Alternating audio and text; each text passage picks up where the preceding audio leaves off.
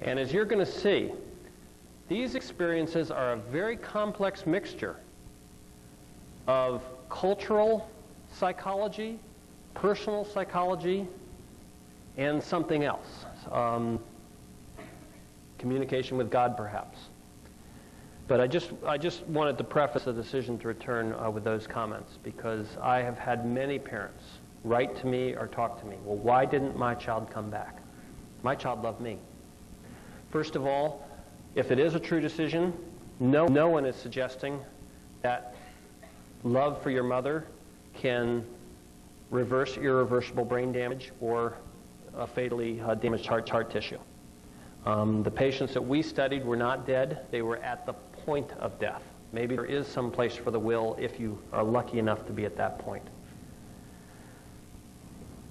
Last summer, I was in the playground with my son, and it was time to go in. I said, let's go in. He said, no, I want to stay here and play. I said, oh, let's go see Mommy. Let's go see Mommy. Let's see what Mommy's doing. My son said, oh, okay, let's go see Mommy. So see, he made a decision to see his mother. It was not a decision at all. If he had persisted, I would have just picked him up and taken him in. So maybe that's the decision. Maybe it's, do you see what I'm saying? Maybe, I just, because think about it. In fact, I have stories of people that tell me that I have one guy, he tells me a great story. He's an adult, had a near-death experience as a child, and he says he was kicked out of heaven, kicking and screaming back down the tunnel, etc. So I don't know if it's a decision. Here's a nice example of it. This girl here says that these are not all spiritual experiences, at least as perceived by the child. This one was quite mechanistic. This young girl here, whose family has no religious beliefs, states that 3 doctors were at her bedside. I said, how do you know they're doctors? They were all tall, they were dressed in white, and had light bulbs in their bodies. She said they told her to press a button on that box. If she pressed the green button, she could go with them, but never see her family again.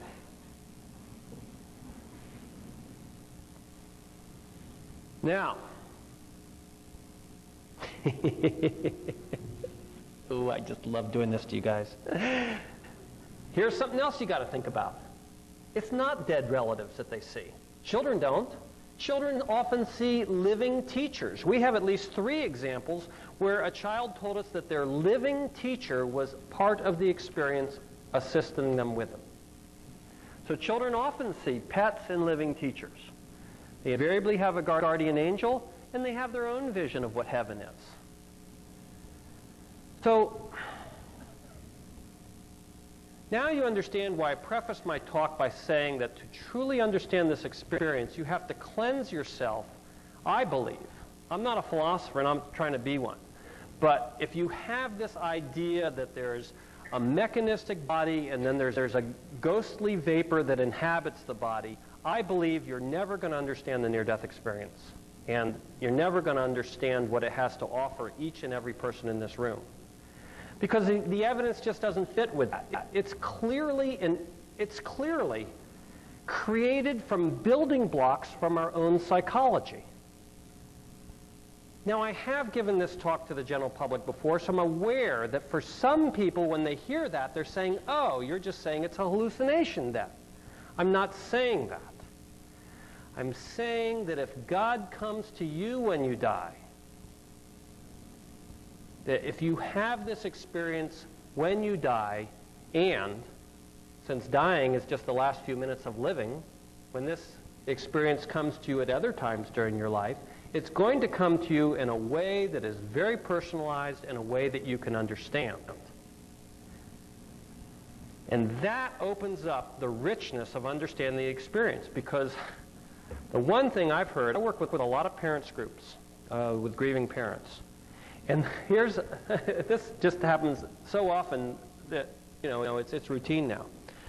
A parent will come up to me and say, well, my child didn't have anything like a near-death experience when they died. My child, when he died, he said, the moon, the moon. I'm on a rocket ship to the moon. But I've never heard of that in a near-death experience, so my child must not have had the experience. No, that's the experience. That's how it comes to a child who's obsessed with rockets and rocketry and is fascinated with everything about that sort of thing. That's the experience. So very few people, I think, have this very tightly stereotyped near-death experience. We didn't see it in the 26 patients I studied. We had 22 children that had the experience, and not one of them is what you would call a typical experience. Most of them simply had fragments of a powerful experience that you can only understand the pattern if you looked at all the experiences together. And if you read Raymond Moody's book, he makes the same point, but it's just sort of lost in the shuffle.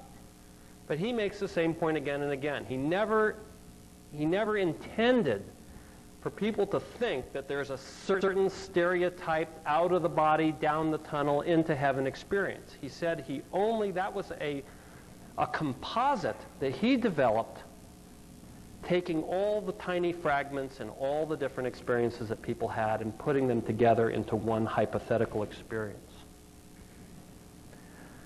Furthermore, most of the experiences that we had were just simple experience of a loving spiritual light. So here's the secret that I want to share with you all today, because a little boy asked me if I would tell you all this. I resuscitated a boy who was a renal transplant patient who went to cardiac arrest. And he said to me, "Dr. Morse, I have a wonderful secret to tell you. I've been climbing a staircase to heaven." That's what his experience was. And I said, "How did you know it was heaven?" "I don't know. I just saw a beautiful light, and I just knew it was heaven."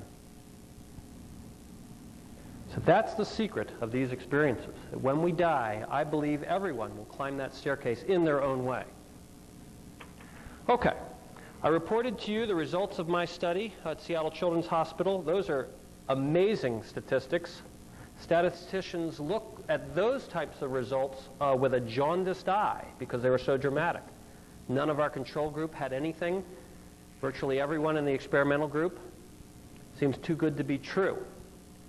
Our study has been replicated by the University of Utrecht in the Netherlands in a 7-hospital study there in adults, basically using our same research protocol and applying it to adult patients. They got the same results. And Boston Children's has done another similar study.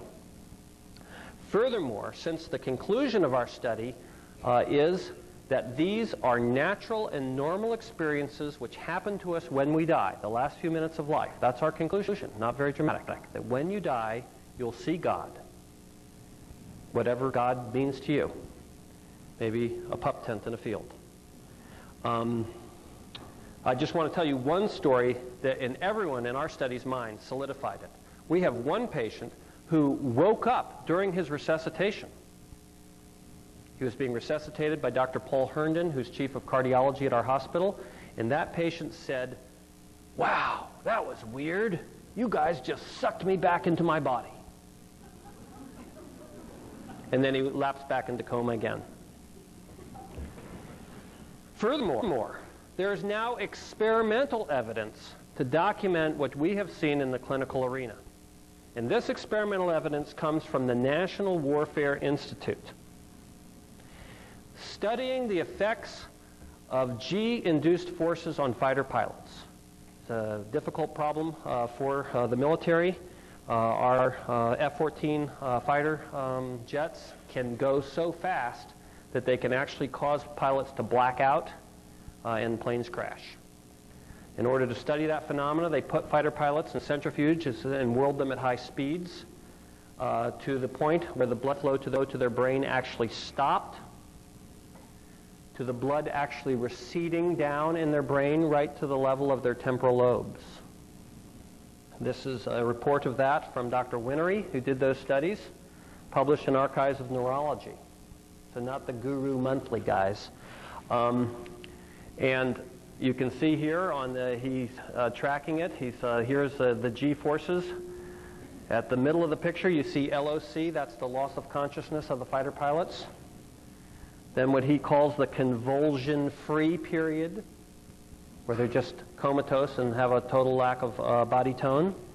Then we go into the convulsion-prone period, where the lack of oxygen and blood flow to their brain causes them to go into seizures.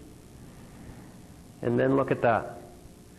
After they go into seizures, right at the point of near death, what he calls the dream period. Guess what these dreams are? They think they're out of their body. They think they're being assisted into a heavenly place by relatives and friends. They describe it as very peaceful and pleasant. We've all heard near-death experiences from people who are just filled with the ecstasy of basking in God's love. Those are kind of too much for me. When you hear the same experience with the clipped monotone of a fighter pilot saying, the experience of dying is not at all unpleasant. One has the perception one is out of one's body and entering into a beautiful light. It gives you goosebumps. Furthermore, these fighter pilots have a special badge that they wear. They have a cool little patch. And guess what the patch is? It's the figure of death pointing down a tunnel into a brilliant light. There's no question that what Dr. Winery calls the dream period is what we call the near-death experience.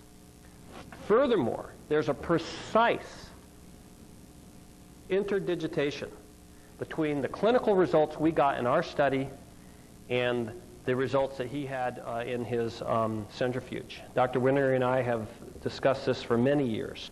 And when we first met, we were like hugging each other. We just couldn't believe that people coming at this from such different angles reached the same conclusion. Specifically, we have a young girl in our office presented with a fulminant liver failure from mononucleosis. She has no memory of coming to the office, no memory of being in the intensive care unit, no memory of going home. All she remembers is being sick and being home again. But in the middle of that huge memory gap, she has a tiny, what he calls dreamlet. And her dreamlet is the doctors and nurses were trying to resuscitate her, that she heard the nurses calling for the crash cart. They had to put a, well, we did. We resuscitated her and airlifted her to Children's. We had to put a needle in her heart. So that's near death. So that's her only memory. And then she says, but my grandma was there. Her grandma had died. And she was just sitting there. And I was so surprised to see her. And then she says, and then I was back. I said, what do you mean by you're back? And she goes, that's what I've been trying to figure out.